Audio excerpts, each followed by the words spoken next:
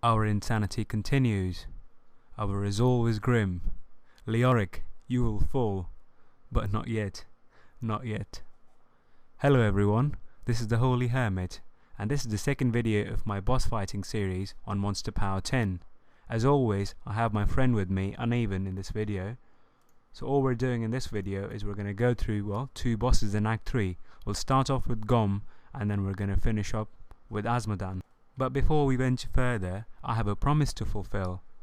A nice subscriber of mine, Toxic XZ Forge, asked me a question, and that's about these creepy looking items in my inventory. Here I am showing you what they do. I ordered a collector's edition, and well, I get these fancy looking items with them, starting off with these angelic wings. They're all of course aesthetic, there is no gear bonus or anything to them. They're supposed to look cool, I guess, so I don't know if they are or not.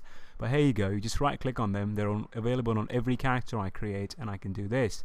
If I have a rare armor equipped like right now, any rare or normal armor, apart from legendary or set items that is, I can even color them, and I have these two inexhaustible supply of dyes. Well, first one being the bottled cloud, the other one being the bottled smoke. So the lighter one is of course the cloud one, and the darker one is the smoke. They're supposed to represent heaven and hell, you know, the whole contrast in between. So I can apply this to any character of mine, and this I guess kinda does look cool if you're into that kind of stuff. Anyways, that's my question answered for you, Toxic. I hope you like the answer. It's not what you were looking for, I guess, but that's all I get really. So here we are, moving forward with our video.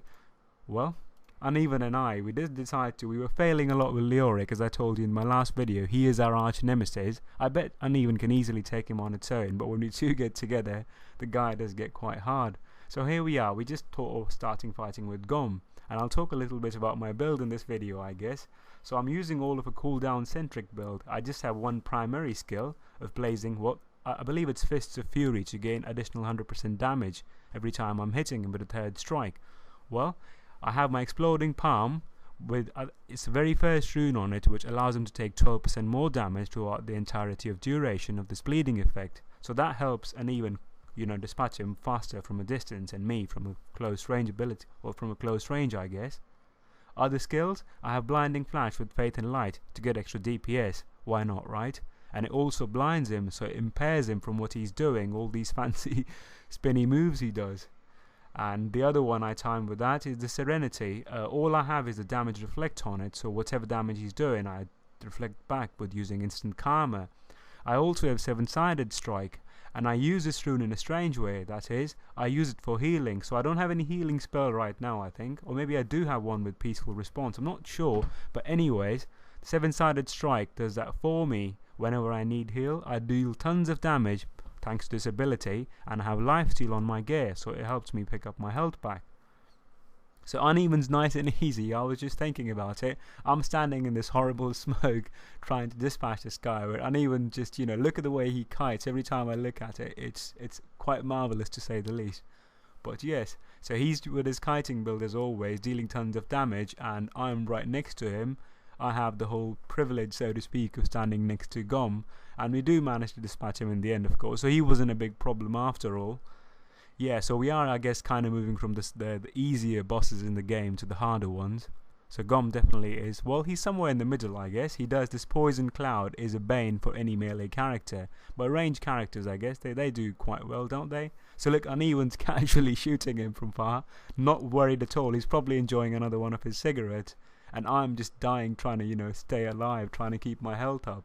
So there it is, And look, Uneven can stand at the edge of the map and do all of his things. So here we are, we were quite relieved after failing 100 times, well not 100, but a lot of times with Leoric. So that was that. Next up, we decided to go for Azmodan, our big hulking bloke from Act 3. The big evil guy who apparently for some reason, no matter how bad you do to him, he's always optimistic. So there's something good for you, right? Remember when you start walking out, you start destroying catapult, he's like, yeah, I've got another one. You destroy Ghom, he's like, yeah, he was a useless tool. You destroy Siegebreaker, well, that's okay. You even killed his supposedly girlfriend. I don't know how that thing works out, by the way. More power to him. I'm no one to judge him, by the way. If he likes that, fair enough. But anyways, when we do dispatch her, he doesn't care at all. So he's a very carefree gentleman here. But when you do anger him, I guess he deals tons of damage to you. The skill setup I'm using here is the same as last one, and the reason being this is slightly heal centric right now. I do believe I have healing rune on my Serenity, I think peaceful response. The whole idea being all this blood spots that you see on the floor, arising. If you're a ranged character like Uneven, and you're as awesome as Uneven, you can easily survive that, but I have to stand in it to deal tons of damage. So I believe healing is a big part of defeating Azmodan. So I think you'll see a lot in this series is all these builds that are centered around one boss. As I said earlier, there are different parts on top of the same mountain, right? So for every character there's supposed to be a different way to deal with him. Well, moving to a slightly lighter note, here look at Uneven. He can easily dash around and walk away, whereas he's starting all these poison bloody things on me. The bloody ground, that's what it's called, I think. And yes, he's alright, chilling just over there, shooting him casually, whereas Azmodan's following me. So this was another fun thing that was happening, but this time we didn't die, so we end up dispatching him, of course, as you will see at the end of the video. But here it is.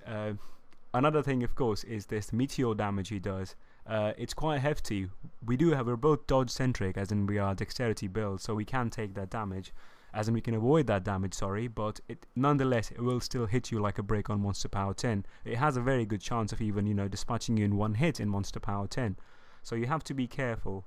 But I do enjoy, so it's almost like tit for tat now. It's Uneven's turn to run around in circles, and look at him, he's just running through Blood Cloud, but too late, right? We end up dispatching him. So here we were, very relieved and all, we finally did it. So Leoric is going to be next, soonish, not the ultimate next one, but we will get to him eventually. This is the Holy Hermit. I hope you enjoyed this video of mine, and here's another one of our tries from Leoric. Have a nice day. Bye.